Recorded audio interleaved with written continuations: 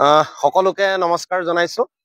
শাস্তি স্মৃতি উচ্চ আৰু মধ্য ইংৰাজী বিদ্যালয়ৰ প্ৰাক্তন ছাত্ৰ ছাত্ৰী সমাৰোহ আগন্তুক ৭ আৰু ৮ নৱেম্বৰ তাৰিখে আমাৰ এই বিদ্যালয়ৰ প্ৰাংগণত অনুষ্ঠিত হ'বলৈ গৈ আছে আৰু তাৰ বাবে আজি প্ৰায় এটা ৬ মাহ ধৰি আমাৰ পৰিকল্পনা আমি কৰিছিলো আৰু সেই পৰিকল্পনা অনুসৰি ৬-৭খন আমি কৰ্ণধাৰ সমিতিৰ মিটিং দিছো, অভ্যৰ্থনা সমিতিৰ মিটিং দিছিলো আৰু বিভিন্ন ধৰণৰ বিষয়ববীয়াসকলে বিভিন্ন দায়িত্বত থাকি আমাৰ এই অনুষ্ঠানৰ কাৰ্যসূচী ৰূপায়ণত অগ্ৰণী ভূমিকা গ্ৰহণ কৰিছিল আৰু এয়া আপোনালোকে দেখিছে আমাৰ মূল তোৰণ মণ্ডপ ইতিমধ্যে প্ৰস্তুত হৈ উঠিছে আৰু এইফালে আমি শ্বহীদ বেদী নিৰ্মাণ কৰি আছো। আটাইতকৈ ডাঙৰ কথা, আমাৰ প্ৰাক্তন ছাত্ৰ ছাত্ৰী সমাৰোহৰ সৈতে সংগতি ৰাখি আমি এখন বিজ্ঞান মেলাৰ আয়োজন কৰিছো আৰু এই বিজ্ঞান মেলাত আমাৰ সমগ্ৰ লখিমপুৰ জিলাখনৰ ভিতৰত ৪০ৰ পৰা ৫০খন বিদ্যালয়ে অংশ ল'ব বুলি ইতিমধ্যে আমি নিশ্চিতি লাভ কৰিছো।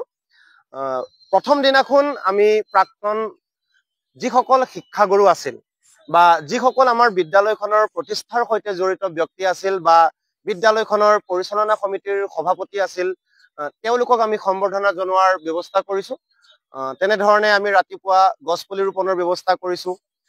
আমাৰ মাজৰ পৰা যিসকল শ্ৰদ্ধাৰ শিক্ষাগুৰু বা বিদ্যালয়খনৰ প্ৰতিষ্ঠাৰ সৈতে জড়িত ব্যক্তি প্ৰয়াত হৈছে তেওঁলোকক আমি শ্ৰদ্ধাঞ্জলি জনোৱাৰ ব্যৱস্থা কৰিছো।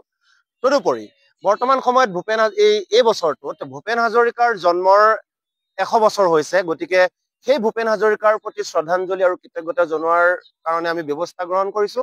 লগতে আমাৰ সকলোৰে হিয়াৰ আমঠু জুবিন গাৰ্গৰ প্ৰতি শ্ৰদ্ধাঞ্জলি জনোৱা হ'ব প্ৰথম দিনটোত আৰু প্ৰথম দিনাখনৰ ৰাতিলৈ আমি ভূপেন হাজৰিকা সোঁৱৰণী এটা সাংস্কৃতিক অনুষ্ঠানৰ আয়োজন কৰিছো। ঠিক সেইদৰে দ্বিতীয় দিনাখন আমাৰ এক বৰ্ণিল শোভাযাত্ৰা আমি ৰাখিছো। শোভাযাত্ৰাৰ পিছতে আমাৰ মূল মিটিং আৰম্ভ হ'ব আৰু এই মূল মিটিঙত আমি অসমৰ দুজন বৰেণ্য ব্যক্তিক, জনপ্ৰিয় ব্যক্তিক, আমাৰ সমাজ সাহিত্য শিক্ষাৰ লগত জড়িত ব্যক্তিক আমন্ত্ৰণ জনাইছো। তাৰে প্ৰথম গৰাকী হ'ল ডিব্ৰুগড় বিশ্ববিদ্যালয়ৰ অধ্যাপক প্ৰাঞ্জল বুঢ়াগোহাঁই আৰু দ্বিতীয়জন হৈছে গুৱাহাটী বিশ্ববিদ্যালয়ৰ ৰাজনীতি বিজ্ঞান বিভাগৰ গৱেষক যুৱ বক্তা ত্ৰিদীপ ভাগৱতী, তেওঁলোক দুজন উপস্থিত থাকিব। তদুপৰি এই দুইটা দিনতে আমি দ্বিতীয় দিনাখনৰ কাৰণে আমি এখন স্মৃতি গ্ৰন্থ উন্মোচন কৰিম স্মৃতিৰ সুবাস নামেৰে।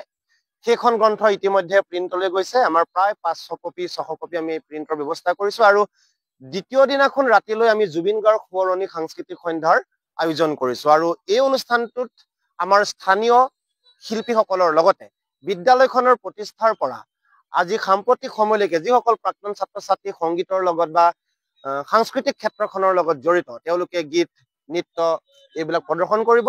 তদুপৰি আমাৰ মাজলৈ আহিব খনীল হাজৰিকা নামৰ এজন শিল্পী, তেওঁ আমাৰ মাজত গীত পৰিৱেশন কৰিব। তদুপৰি আমাৰ এই অঞ্চলৰ স্থানীয় শিল্পী মাৰিউছ কুলদীপ আৰু সুবিল বাৰ্গ, তেওঁলোকেও গীত পৰিৱেশন কৰিব।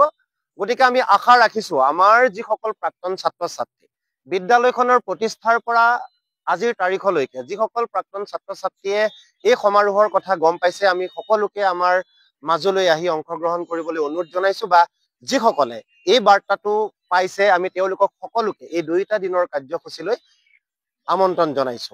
ধন্যবাদ।